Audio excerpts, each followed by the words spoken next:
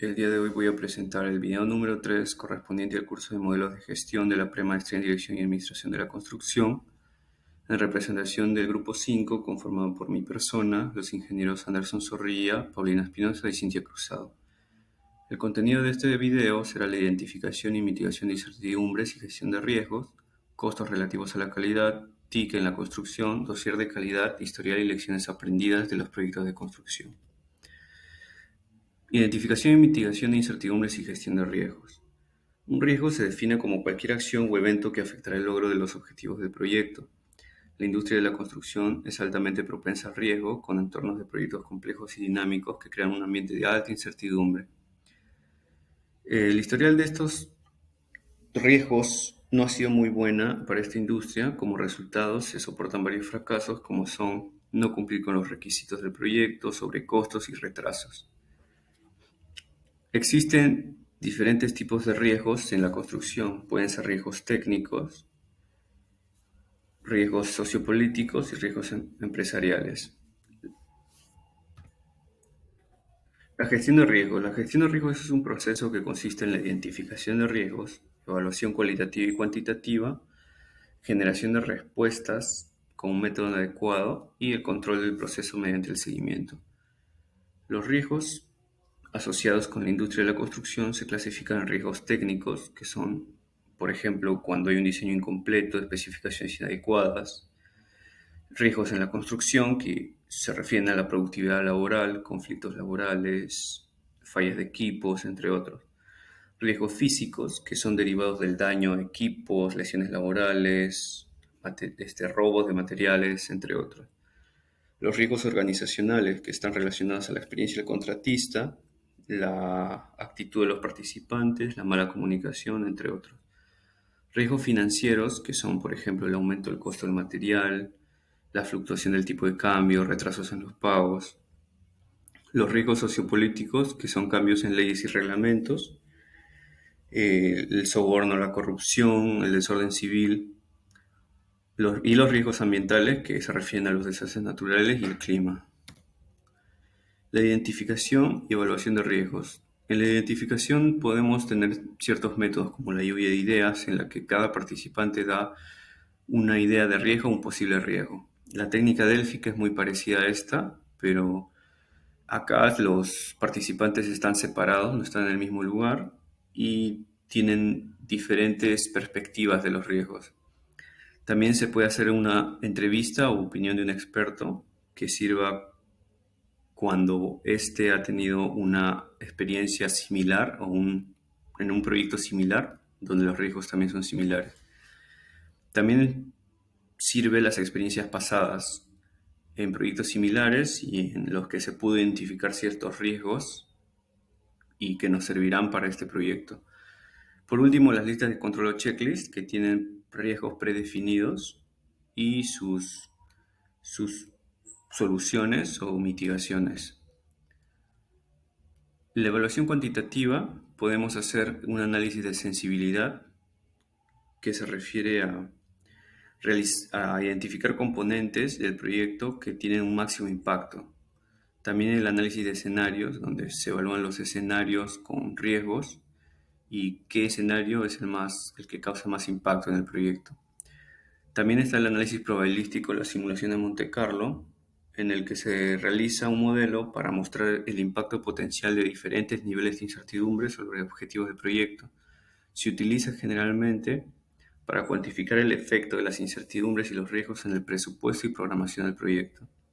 También están los árboles de decisión, que son diagramas gráficos que se utilizan para representar un proyecto y se reflejan claramente los efectos de cada decisión tomada. Dentro de la evaluación cualitativa tenemos la probabilidad de riesgo y evaluación de impacto, que se evalúa la probabilidad de que ocurra un riesgo.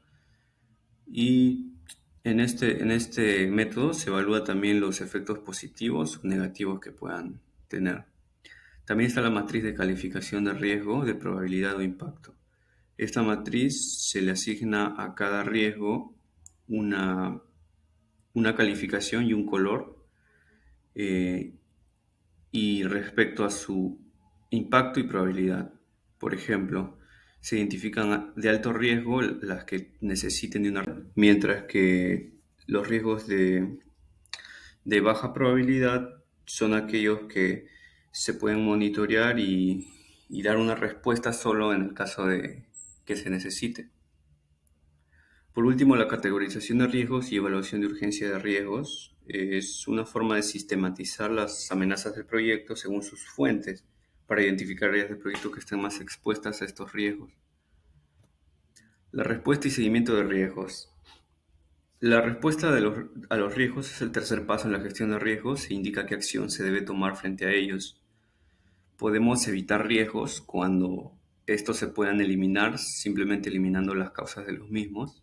Podemos transferir los riesgos a una entidad que tenga mayor capacidad de gestión y quien asumirá la responsabilidad de riesgo en caso ocurra. También podemos mitigar o reducir los riesgos, que es tomar medidas tempranas para reducir el impacto del riesgo. Podemos explotar un riesgo cuando hay una creación de una oportunidad, es decir, cuando el riesgo puede dar un impacto positivo. Podemos compartir los riesgos, que es también contratar a una entidad que pueda manejar el riesgo de una mejor manera y que se pueda ser acreedor de los beneficios de este riesgo en caso tenga impactos positivos. Podemos alterar el riesgo, que es transformar el riesgo negativo en riesgo positivo. Por último, cuando el riesgo es muy grande o de mucha complejidad, podemos simplemente hacer una aceptación del riesgo, que es registrar, identificar este riesgo para futuros proyectos, tratar de manejarlos. También está el plan de contingencia, que es un plan en caso de que, de que se produzca un riesgo. Las contingencias también se refiere a las reservas de capital frente a riesgos desconocidos. Por último, la revisión de riesgos o seguimiento de riesgos es el paso final del proceso. Después de que hayamos implementado acciones de respuesta, debemos registrar su efectividad y cualquier cambio de los riesgos durante el proceso. Debemos hacernos la pregunta si es que la respuesta o la decisión que hemos tomado tiene efecto positivo o negativo.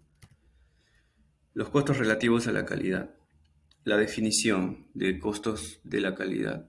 Según Campanella, está conformado por la prevención de los costos incurridos en la prevención de no conformidades con los requisitos, evaluación de conformidad con requisitos y de cumplir con los requisitos. Según Philip Crosby, es la suma del precio de conformidad y no conformidad, donde el precio de conformidad es el costo involucrado en hacer las cosas según los requisitos del proyecto y el precio de la no conformidad es el dinero desperdiciado cuando los productos no se ajustan a los requisitos.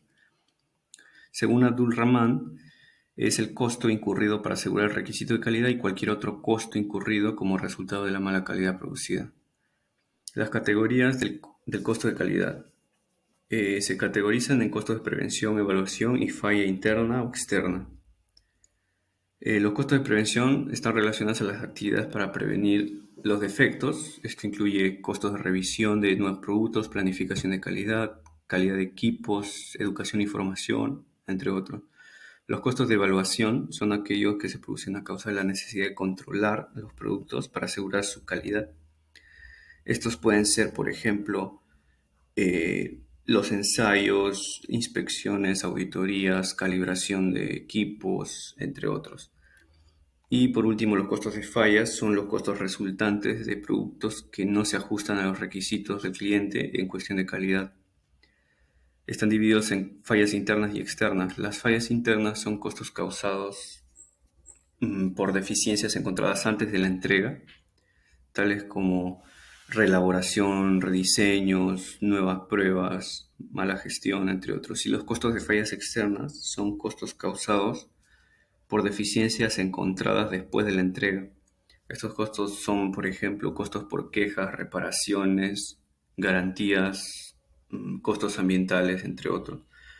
John Parker describe la regla de 1 en 10 en 100 para reducir el costo de la calidad. Según él, $1 gastado en prevención ahorrará $10 gastados en evaluación y $100 gastados en costos de falla. Práctica en la construcción.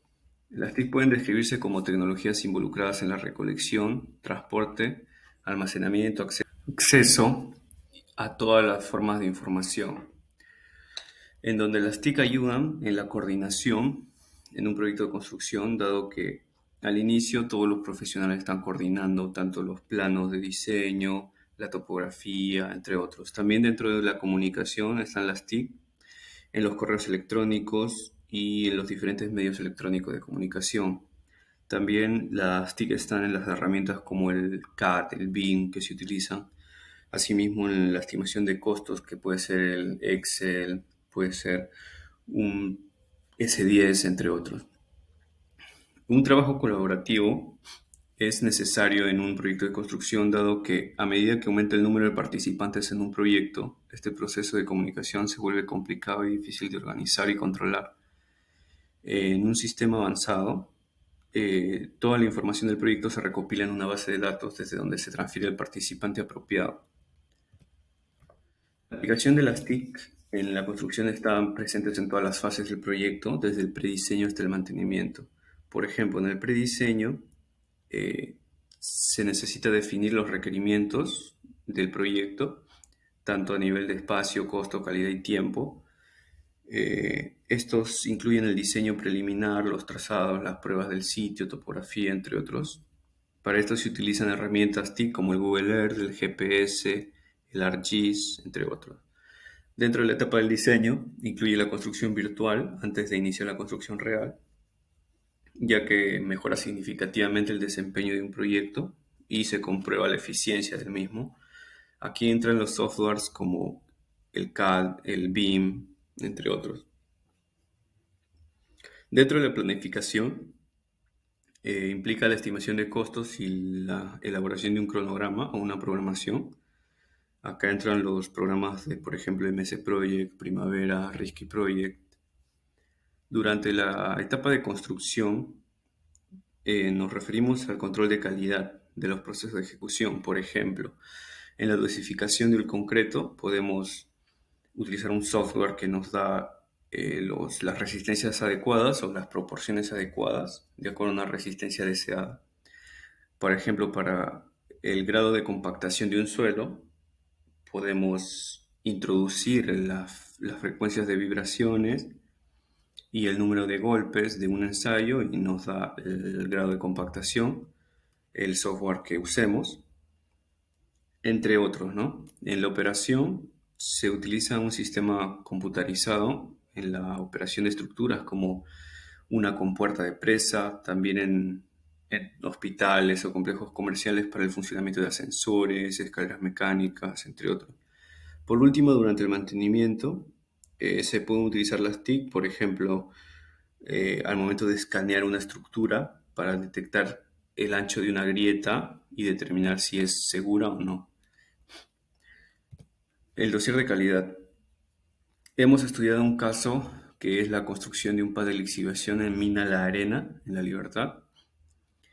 Dado que la construcción de un pad de lixiviación está fundamentalmente compuesta por actividades de movimiento de tierras, el contenido del dossier de calidad se enfoca en las propiedades del revestimiento del suelo, es decir, en las características y ensayos de calidad referidas al suelo de esta estructura. Dentro de esta está el tamaño y clasificación de partículas del suelo, el productor estándar, las pruebas de cono de arena, el control de compactación y la precisión y frecuencia del control de compactación. Dentro de la revisión del expediente junto con el dossier de calidad se identificaron ciertos problemas. Por ejemplo, dentro del ensayo de tamaño y clasificación de partículas del suelo se encontró principalmente un limo de baja plasticidad con arena, el cual no es un material adecuado para los revestimientos de suelo para este tipo de estructuras. Asimismo, se encontró una diferencia alta entre la resistencia del suelo indicado por el expediente y la resistencia del suelo del ensayo del Proctor estándar. Esto puede traer consecuencias de estabilización del talud, de estabilidad del talud. También se encontró gran variabilidad de características del suelo en la zona de préstamo. Esto puede traer consecuencias de mala calidad al momento de hacer el relleno del suelo. Finalmente, otro problema que surgió al analizar los datos del expediente fue la distancia entre puntos de muestra. El exceso de distancia entre puntos de muestra y puntos de control de campo, ya que según el expediente indicaba el promedio entre la diferencia de puntos de muestra de control y pruebas de campo de 180 metros, la cual es una distancia inaceptable, ya que los reglamentos indican que para realizar ensayos de densidad de campo se hacen en un máximo de 250 a 500 metros cuadrados, y para realizar pruebas Proctor se hacen en un máximo de 1000 a 1500 metros cuadrados, lo que significa que tienen una distancia de separación promedio en un radio de alrededor de 30 a 40 metros. En conclusión, es necesario realizar una revisión del expediente antes o durante la construcción para verificar, modificar o mejorar el diseño original según sea necesario, y esto a través del dossier de calidad, lo cual lo convierte en un trabajo sistemático y de alta confianza y seguridad. Por ejemplo, en este proyecto podemos evitar la inestabilidad de las futuras plataformas de lixiviación, lo cual puede tener consecuencias ambientales muy altas en caso de fallo de geomembrana, donde la remediación puede ser muy, muy costosa. Muchas gracias.